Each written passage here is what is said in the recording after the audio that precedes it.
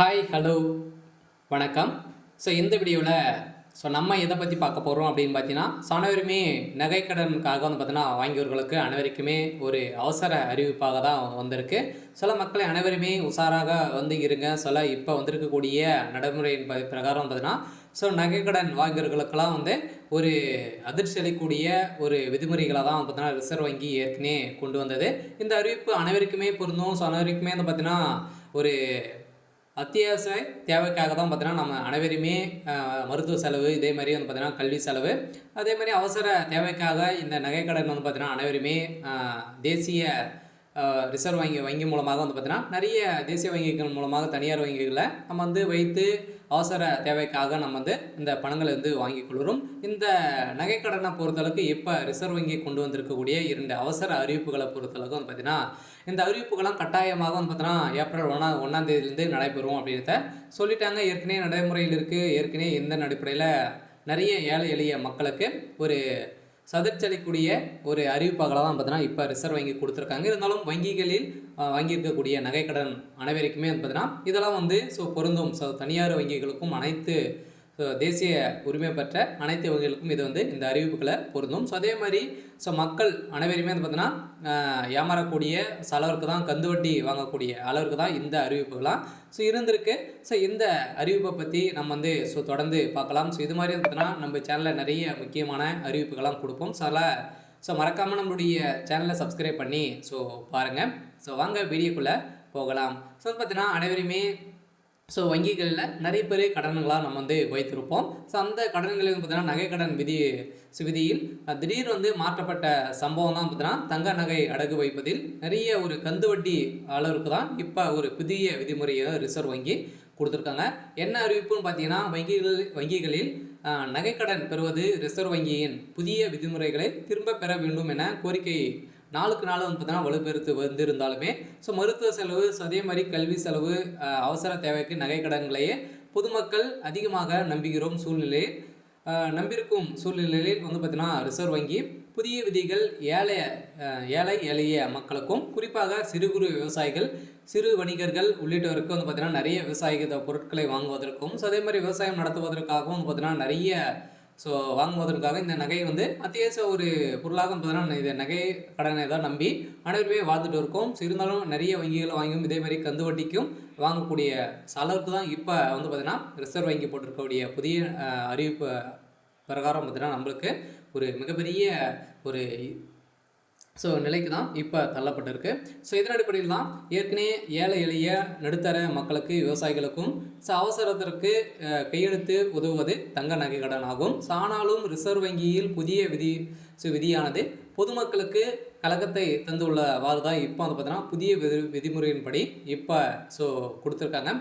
இந்த நகைக்கடன் பெறுவதில் ஒவ்வொரு வருடமும் காலக்கெடு முடியும் போது வட்டியிடம் அசலையும் சேர்த்து செலுத்த வேண்டும் என்று அதற்கு அடுத்த நாள் தான் நம்ம நகைகளை வைத்து பணங்களை வாங்க முடியும் அப்படின்னு சொல்லியிருக்காங்க. இப்போ நம்ம பார்த்திங்கன்னா நகைக்கடை நம்ம வாங்கியிருக்கோம் அப்படின்னா பணங்கள் வட்டியும் அசலும் சேர்த்து பார்த்தீங்கன்னா ஒட்டுக்காக கட்டிட்டு அடுத்த அப்போவே பார்த்தீங்கன்னா அந்த நகையை வாங்கிட்டு நம்ம பணங்களை வாங்க முடியும். அடுத்த நாட்கள் தான் நம்ம நகைகளை வைத்து பணங்கள் வாங்கக்கூடிய சிலருக்கு தான் இப்போ புதிய விதிமுறையை அவங்க கொண்டு வந்திருக்காங்க.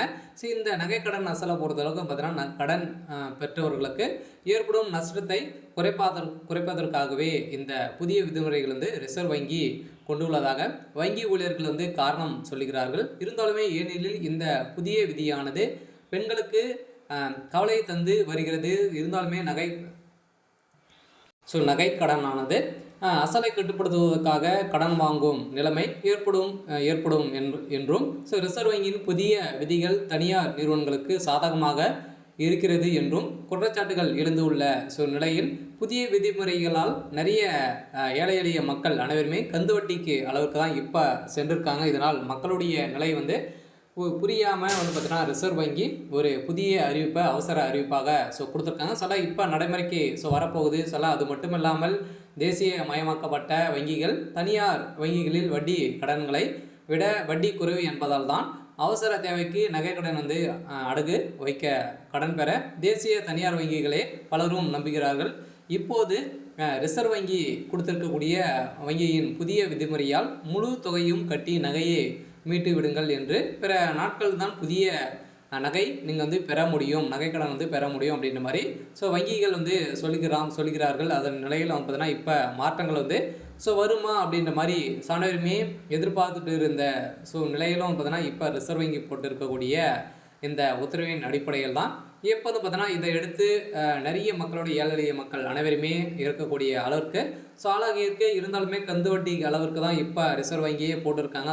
அனைவருமே வங்கிகளை வந்து பிழைப்பதற்காக மட்டுமே தான் வந்து பார்த்தீங்கன்னா அறிவிப்புகளாம் கொடுக்குறாங்க. ஏழை எளிய மக்களுடைய பணங்களை வந்து சுரண்டி தான் அனைவருமே சாப்பிடக்கூடிய நிலை வந்து உருவாக்கியிருக்காங்க. இதை எடுத்து இதை கேட்டு பதறியிருக்கும் மக்கள் தங்களது நகை ஏலத்திற்கு சென்றுவிடக்கூடாது என்பதற்காக அதிக வட்டிக்கு வெளியில் பணங்களை வந்து வாங்கி நகைகளை மீட்டு மீண்டும் அடகு வைக்க வேண்டிய நிலை வந்து சாலாக்கப்பட்டு உள்ளதாக இப்போ வந்து பார்த்தீங்கன்னா, அல்லது அவசரத்துக்கு வட்டி, மீட்டர் வட்டி, ஸ்பீட் வட்டி அனைத்துமே வந்து பார்த்தீங்கன்னா இதற்கு மக்கள் வந்து நேரிட போகக்கூடிய நிலை தான் இப்போ ரிசர்வ் வங்கி இந்த அறிவிப்புகள் வந்து கொடுத்துருக்கு.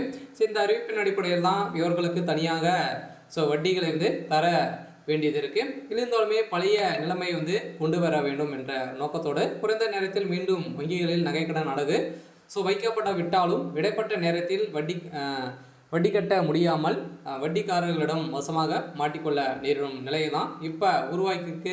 இந்த நிலையில் வங்கி அடகு வைத்துள்ள நகைகளை முழுவதும் பணம் செலுத்தி திரும்பி மறுநாள் தான் மீண்டும் அடகு வைக்க முடியும் என்றும் தெரிவிக்கப்பட்டுள்ளதால் வட்டி மட்டுமே கட்டி அதே நேரத்தில் தினம் அடகு வைக்க முடியாது. தங்களின் விலை நாட்களுக்கு நாள் அதிகரித்து வருவதால் கூடுதல் நிதியை பெறுவதற்கு முழு கடனும் தொகையும் நீங்கள் திருப்பி செலுத்த வேண்டிய சுமையும் அதிகரிக்கிறது. இதனால் தான் முறைசாராக கடன் வந்து அல்லது தனியாரிடம் அதிக வட்டிக்கு கடன் வழங்கும் நிலை வந்து உருவாகியிருக்கு. இந்த நிலையில் தான் எனவே கடந்த கந்து வட்டியை ஊக்குவிக்கும் விதமாக தான் இந்த செயல் இருக்குது. உடனடியாக வங்கிகள் நிறுத்தப்பட்டு நகைக்கடன் பழைய நிலையை தொடர வேண்டும் என்று ஒரு அவசர அறிவிப்பாக தான் பார்த்தீங்கன்னா இப்போ ரிசர்வ் வங்கி கொடுத்த அறிவிப்பின் அடிப்படையில் நிறைய எதிர்ப்புகள் வந்திருக்கக்கூடிய நிலையில் இப்போ வந்து பார்த்தீங்கன்னா மக்கள் எதிர்ப்புகள் வந்திருக்கு.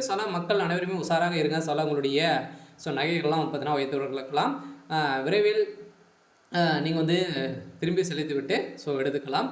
இருந்தாலும் அந்த விதியின்படி நிறைய மக்கள் ஏழை எளிய மக்களாக பார்த்தீங்கன்னா அவங்களுடைய நகைகள் வந்து ஏலத்தில் விடுவதற்கான அனைத்து மோசடிகளும் வந்து தமிழகமே செய்ய போகுது. இருந்தாலும் என்ன நடக்க போகுது அப்படின்றத வெயிட் பண்ணி பார்க்கலாம். இருந்தாலும் இது மாதிரி வந்து பார்த்தீங்கன்னா உங்களுக்கு நிறைய அறிவிப்புகள்லாம் நம்ம சேனல் வந்து அப்டேட் வந்து கொடுப்போம்.